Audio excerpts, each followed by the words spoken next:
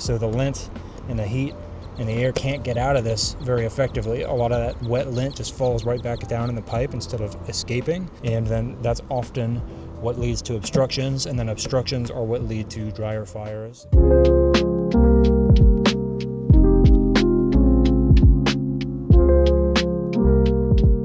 This person's dryer is running slow, and they said it's been 6 years since they cleaned out their dryer vent.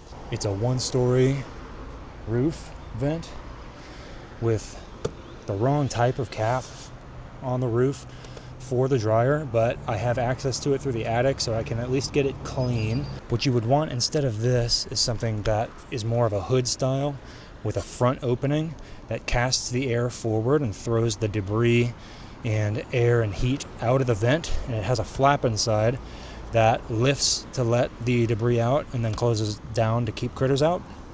That's what you want instead of this, because with this, there's lint stuck inside of this collar that can't be easily cleared.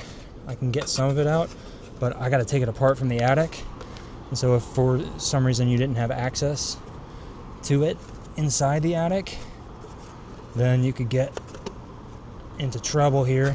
And it also just captures more, so the lint and the heat and the air can't get out of this very effectively. A lot of that wet lint just falls right back down in the pipe instead of escaping, and then that's often what leads to obstructions, and then obstructions are what lead to dryer fires. All right, so I'm going to complete most of this service from the attic. I'm going to disassemble the vents in there, clear that collar and that vent cap from inside, run my brush down since I can't run it through that cap on the roof, and then do my final airflow test.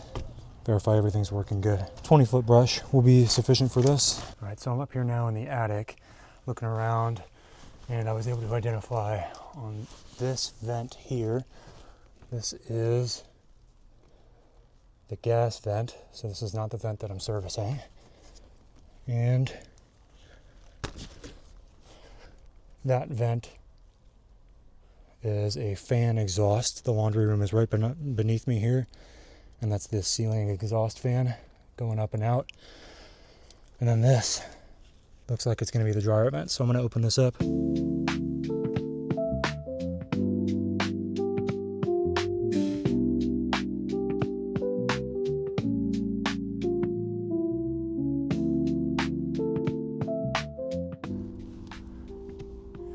I was able to get most of the debris from the top, and then we definitely got a bunch of debris in here. So that's what's making the dryer run slow.